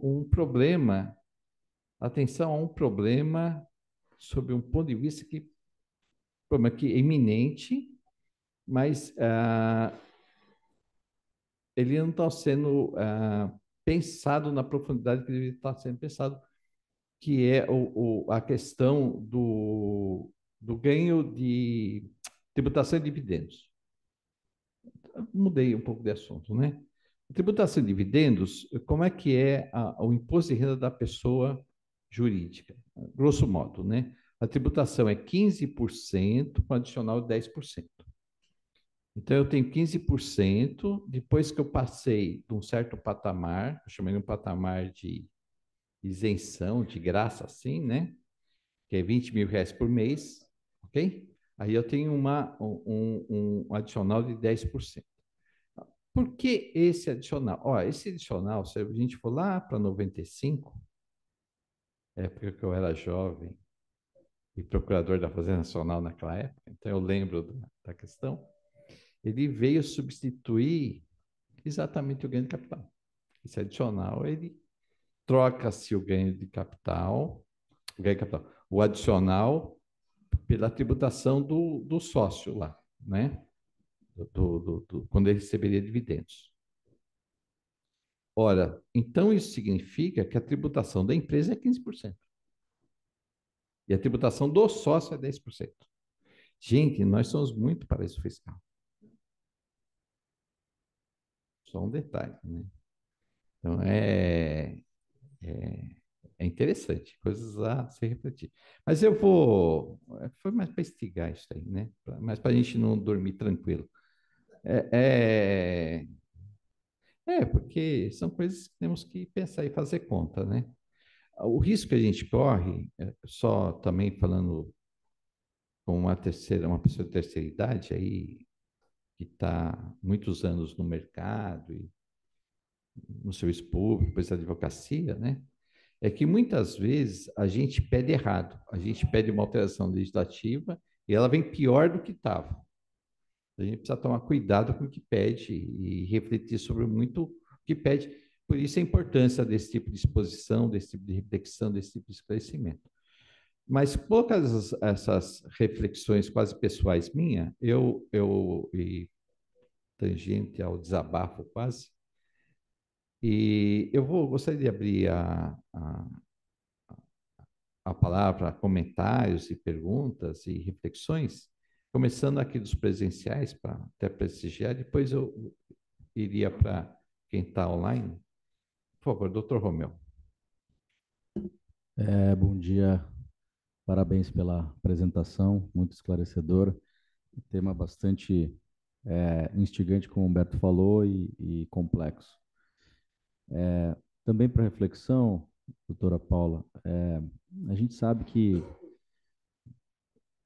uma estrutura muito utilizada para investimento no exterior, né, inclusive as empresas, os bancos de investimento, enfim, sempre recomendam uma estrutura que você tem, por exemplo, uma offshore nas Ilhas Virgens Britânicas e investimentos nos Estados Unidos. Então, essa sociedade, e isso que é importante também ficar claro para quem não trabalha com isso, que não necessariamente a sociedade constituída nesse paraíso, ela tem conta nesse paraíso, né? Porque esses países, alguns deles, não têm um mercado financeiro de capitais tão evoluído, então as contas correntes e que são utilizadas para, a partir dela, fazer os investimentos são em outros países, né? E, e aí há uma confusão entre aplicação financeira e participação societária, né? Inclusive está no projeto de lei também. Por que eu digo isso? Porque o investimento ou aplicação financeira, ela é feita, por exemplo, nos Estados Unidos, por uma sociedade estrangeira. E ela está sujeita a uma tributação nos Estados Unidos, né? Então, vou dar exemplo de dividendos de uma sociedade americana. Então, se eu compro ações em bolsa lá, de uma sociedade americana, quando eu recebo dividendos lá nos Estados Unidos, na conta lá nos Estados Unidos, eu pago 30%. É retido na conta 30%. Né? Dividendos. Aí, isso vai ser considerado, então, lucro na sociedade offshore, e aí vai ter essa outra tributação também adicionada. Ou seja, o que eu quero dizer é que para quem está investindo lá fora, né, o que aparentemente parece que não tem tributação, não paga nada, é zero, né? Na verdade vai ser 52,5%. Então, só fica esse ponto para reflexão também. É bem isso, né? A gente tem estruturas bastante recorrentes quando a gente conversa. Quando a gente envolve planejamento patrimonial sucessório com ativos no exterior, necessariamente eu preciso de empresas patrimoniais, gestoras patrimoniais em conjunto com os gestores jurídicos, né?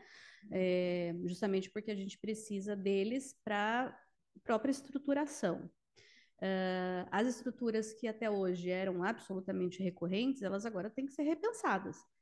Vai haver alguma estrutura que consiga ficar completamente indene em relação ao projeto de lei? Não sei, até porque o projeto de lei a gente não sabe como ele vai estar no fim das contas, né? Como eu disse, se eu pudesse arriscar, eu diria que vai haver uma aprovação, mas não do jeito que está. Vai ser bem mais suave, digamos. Então, hoje, tudo que a gente está fazendo aqui é um pouquinho de exercício de futurologia, né? Analisar projeto de lei, no fim das contas, é analisar algo que a gente não sabe se vai ou não vai, e muito menos como vai. Mas hoje, sob a ótica do que está escrito no projeto de lei, realmente a maior parte das estruturas existentes não fica imune. Precisaria ser absolutamente corrigida. Porque porque sempre quando esse tema vem à tona, né? Quando se debate esse tema, todo mundo fala, mas é zero, né? Não paga nada. Não é isso, porque não paga nada no país em que a sociedade foi constituída, não paga nada. Mas como os investimentos não estão lá, estão em outros países, as aplicações financeiras, os investimentos, ou seja, investimento em outras participações societárias, né, em ações e tudo mais, quando você recebe dividendos ou quando você aliena tem ganho de capital, enfim, tem algumas dessas que são tributadas. Sim.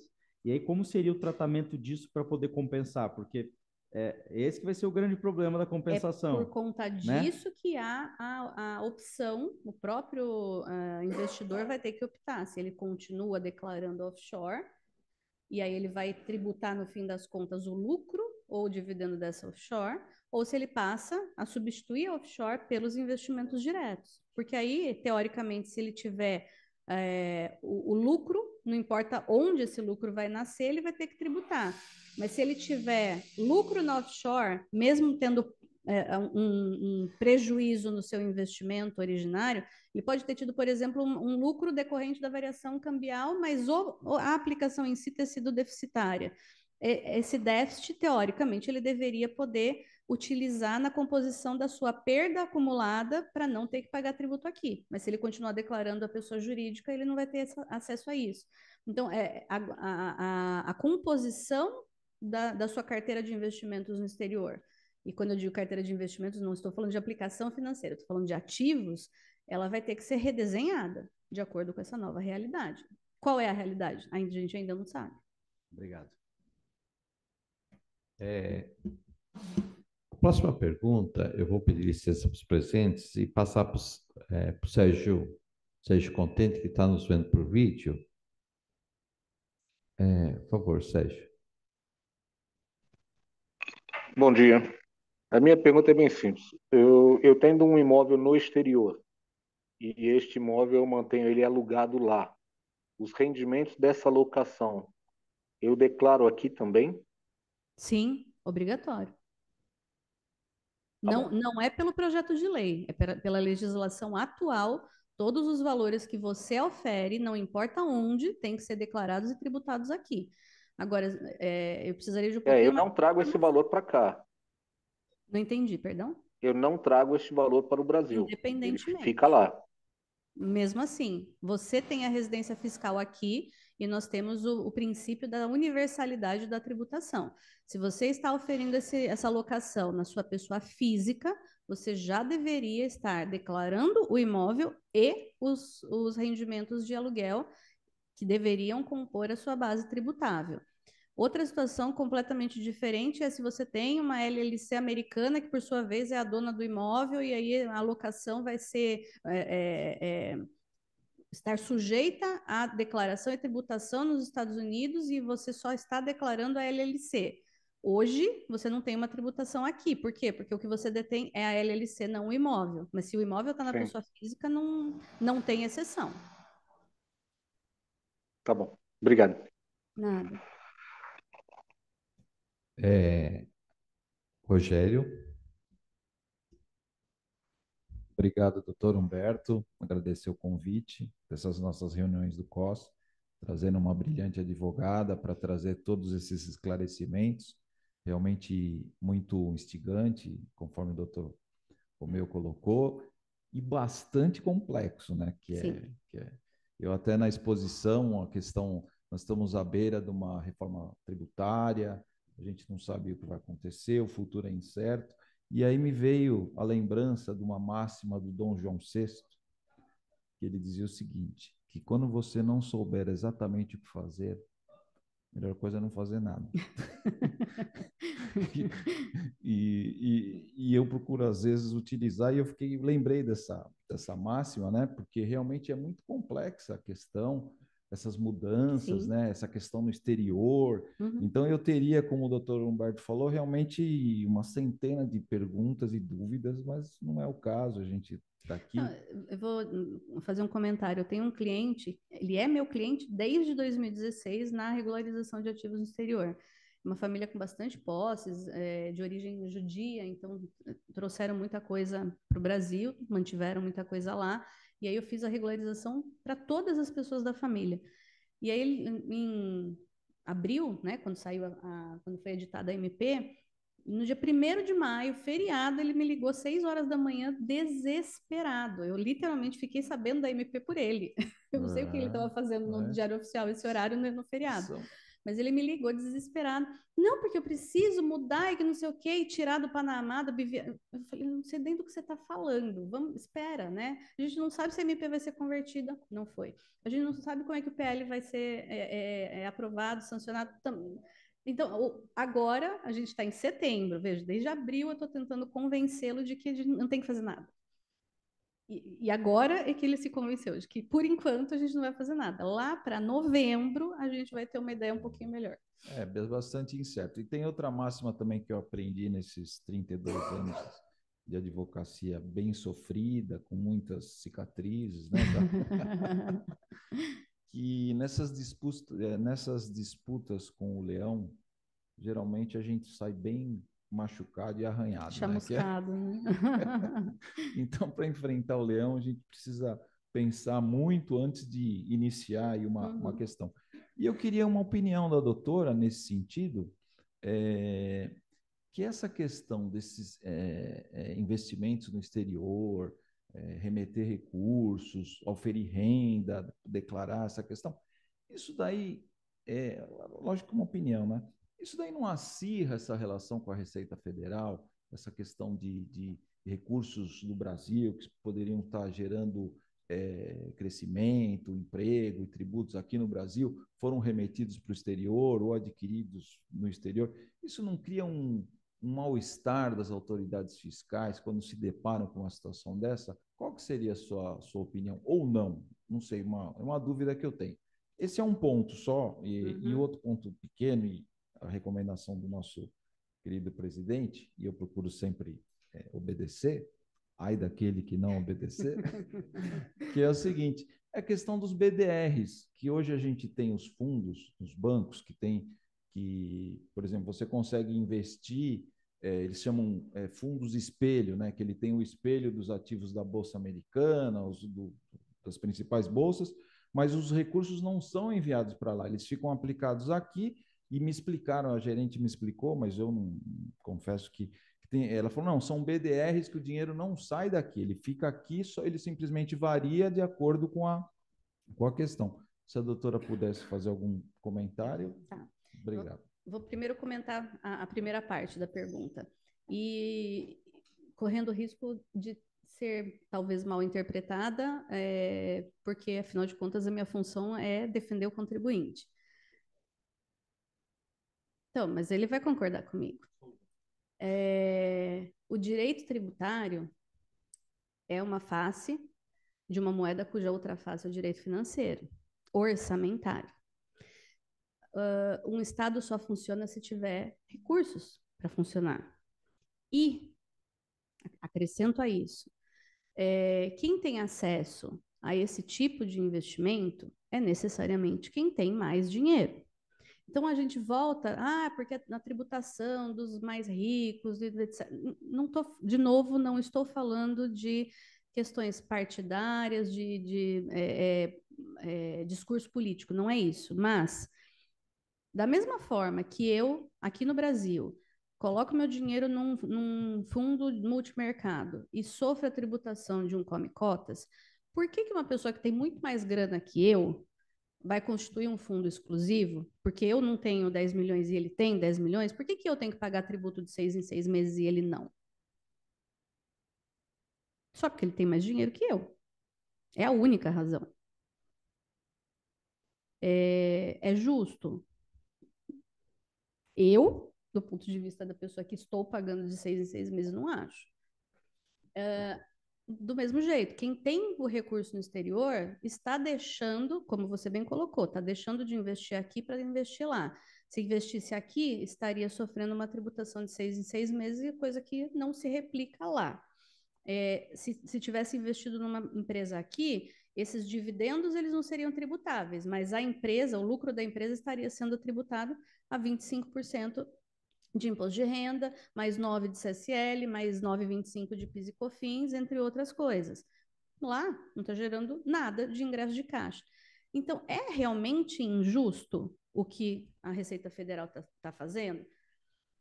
Eu vou deixar essa pergunta sem resposta, porque não me cabe responder. Não está dentro da minha competência de advogada tributarista responder isso, porque do meu ponto de vista, meu cliente vai me questionar como é que eu posso, dentro da legalidade, pagar a menor quantidade possível, dentro da legalidade, de tributos. E aí eu torno isso eficiente.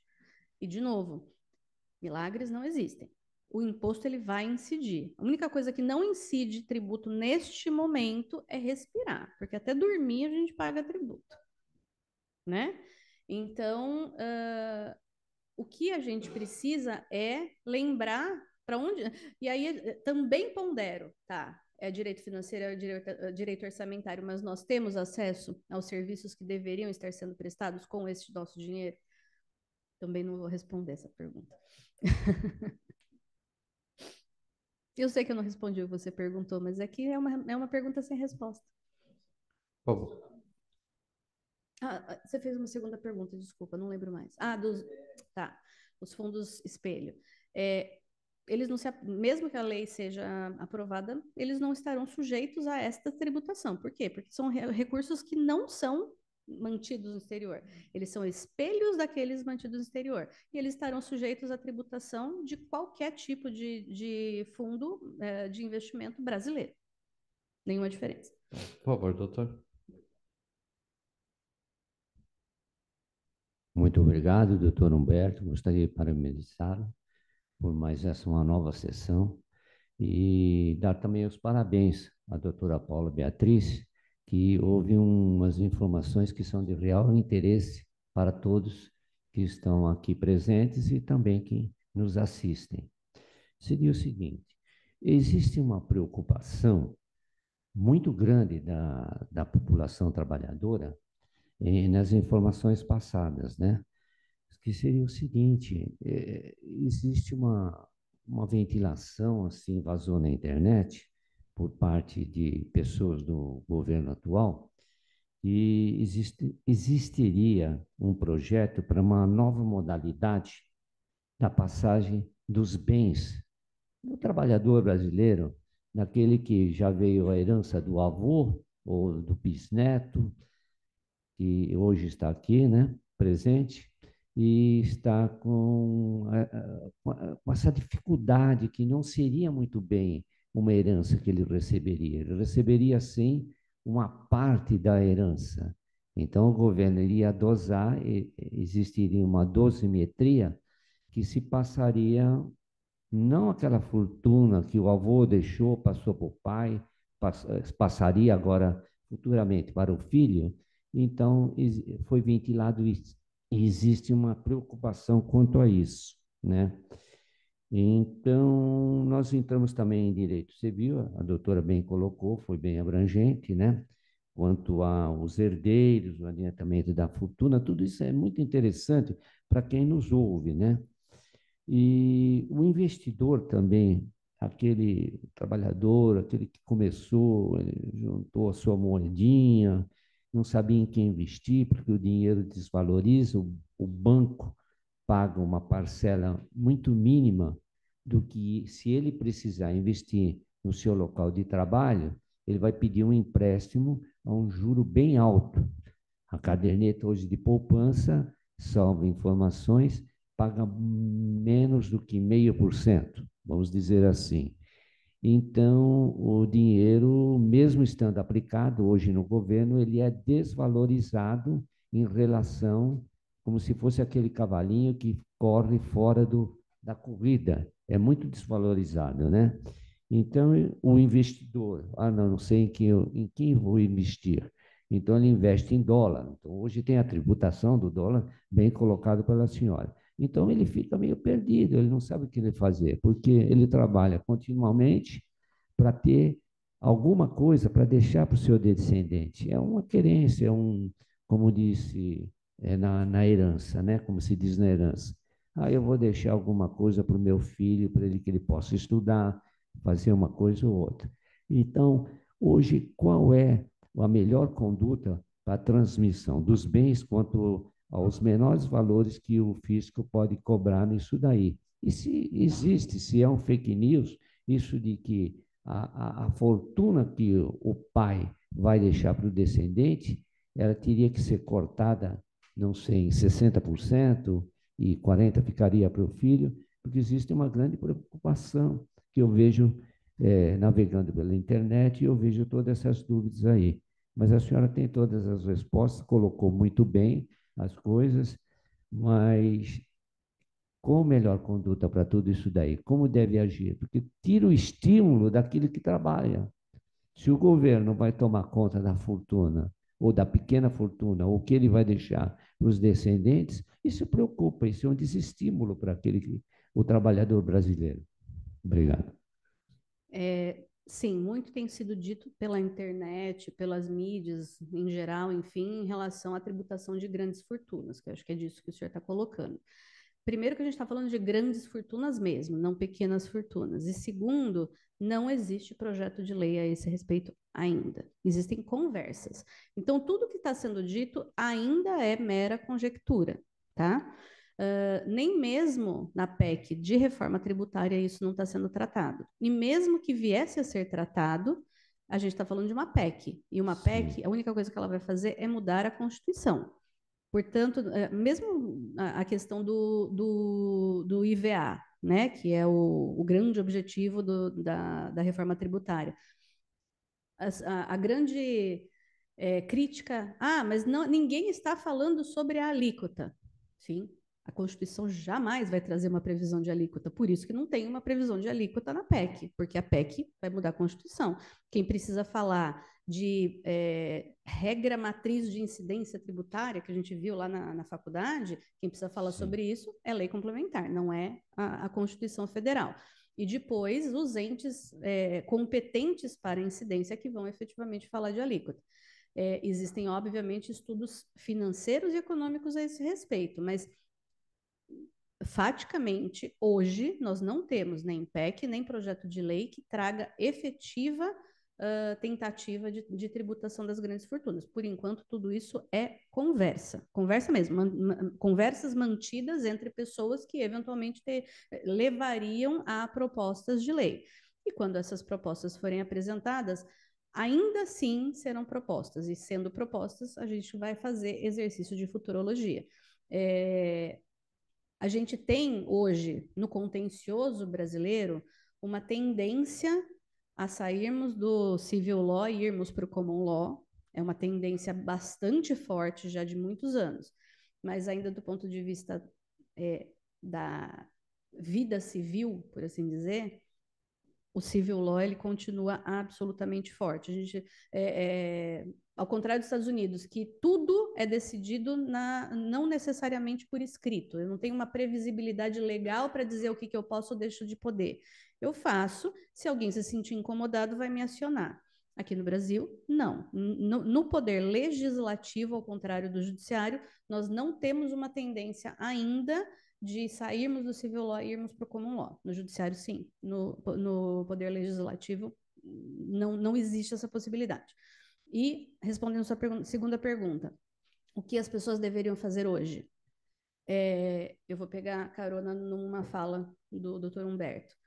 No Brasil, nós somos, bem ou mal, do ponto de vista do imposto de renda, um paraíso fiscal. Só que eu não quero falar sobre esse paraíso fiscal, eu quero falar sobre o paraíso fiscal do estado de São Paulo.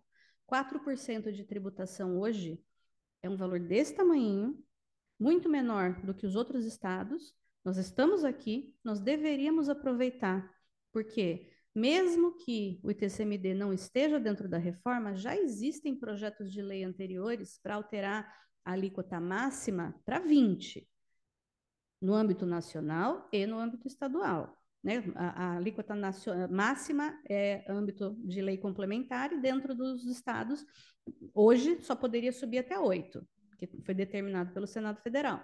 Mas se houver essa amplitude para 20%, imagina o que os outros estados vão fazer, se hoje eles já estão em 8%. O estado de São Paulo manteve nos 4%.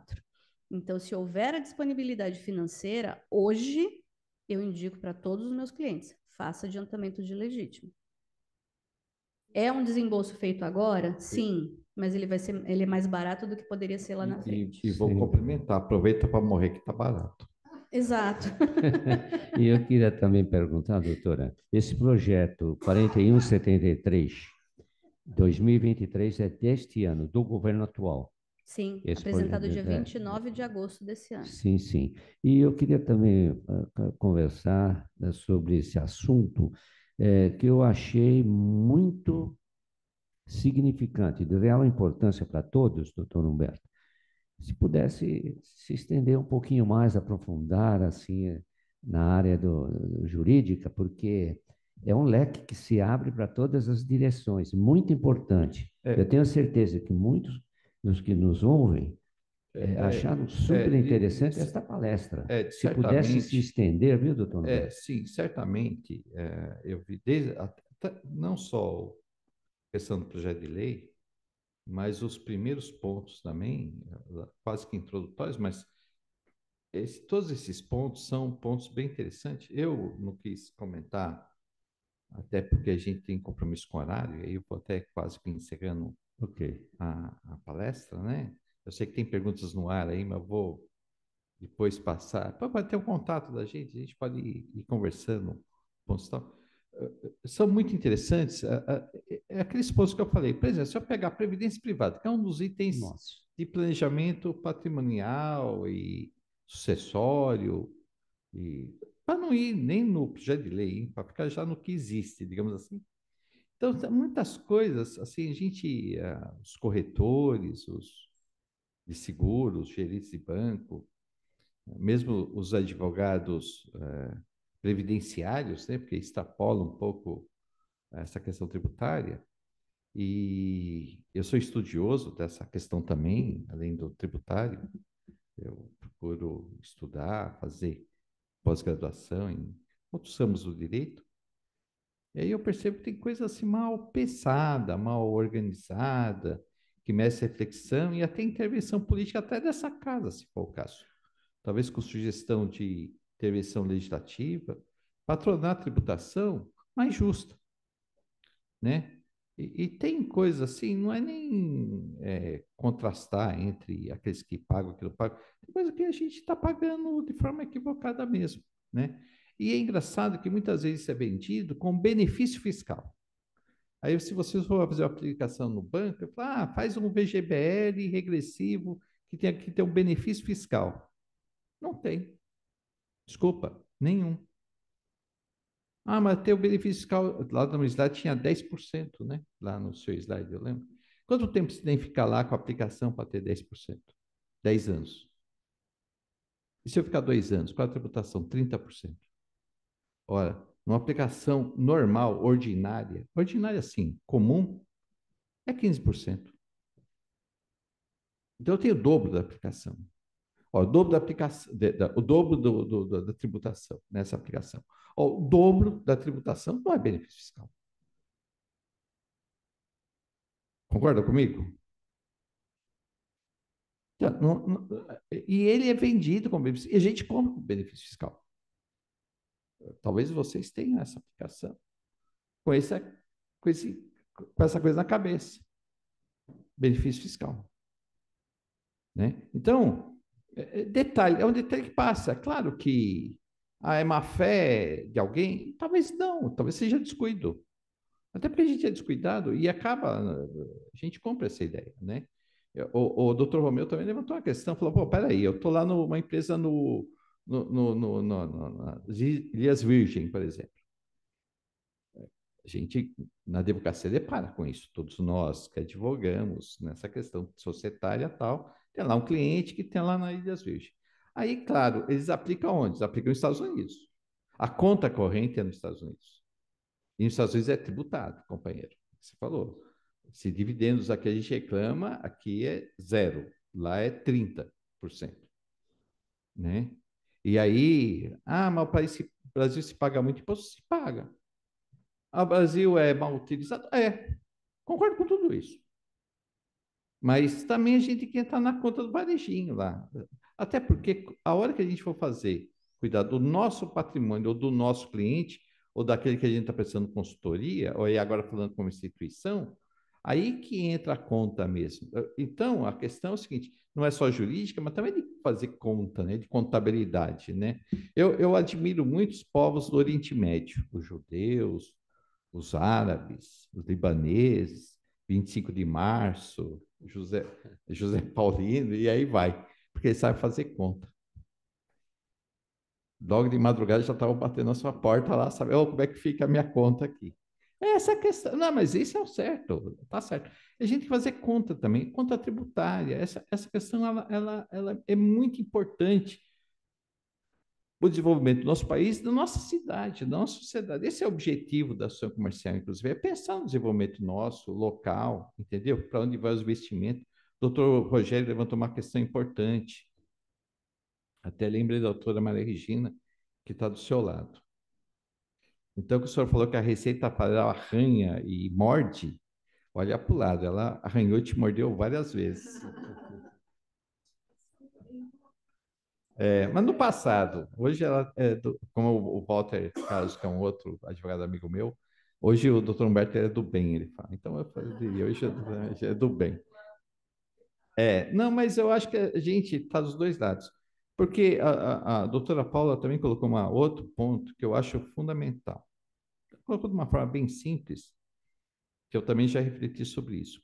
Qual que é a legitimidade da tributação? Porque a tributação é uma expropriação.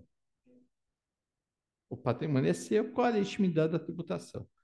Mas por que é legítima a tributação? Claro que eu podia falar para abrir escola, segurança, cuidar das criancinhas, tá, tudo bem, mas qual o fundo filosófico disso, né? Eu não queria entrar muito nessa questão, mas qual é a coisa de fundo disso? Que independente de governo, independente de regime e tal, a tributação, ela vai garantir a nossa propriedade. Nossa propriedade não existe. Ela não é dada por Deus e nem do nosso pai e da nossa mãe. A nossa propriedade é garantida pelo Estado. É o Estado, seja ele que for esse Estado, comunista, capitalista, monárquico, da Idade Média, da Idade Antiga, né? Onde não tem Estado, como o Brasil antes de 1500, não tem propriedade. Então, a propriedade, ela é fruto de uma organização estatal, ela decorre do Estado. Então, assim, nós somos, a gente, existe a teoria contratualista, né, do direito, né? Então, ela diz, a teoria contratualista, é eu abro mão da parte da minha liberdade para poder exercer a liberdade.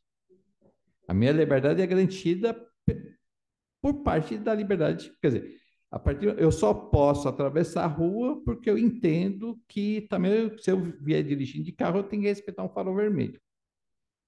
Né? Então, abro mão da liberdade de passar no farol vermelho, que é para um dia para poder atravessar a rua sem ser atropelado. Então, a tributação, ela se presta para garantir o meu direito de propriedade. Por isso que é justo aquele que tem propriedade, aquele que opera em renda, aquele que pratica o fato gerador, colaborar, até porque, além de garantir buraco na rua, hospital, segurança, tal, mas principalmente, o Estado vai garantir a propriedade. E o Estado só existe em decorrência da tributação. Eu só vou encerrar com essas palavras, mas antes eu gostaria de apresentar essa comenda, passar essa comenda para a doutora Paula, como sinal de agradecimento da casa aqui, da Associação Comercial de São Paulo, pelos esclarecimentos que ela nos trouxe, pelo que ela nos provocou, a mim, principalmente, pensamentos, e acolher exatamente essa sugestão que esse tema deve e vai ser continuado. Sim. Doutora Paula? Doutora Paula está acostumada muito a receber comendas. Ela, como boa rotariana, ela recebe várias comendas.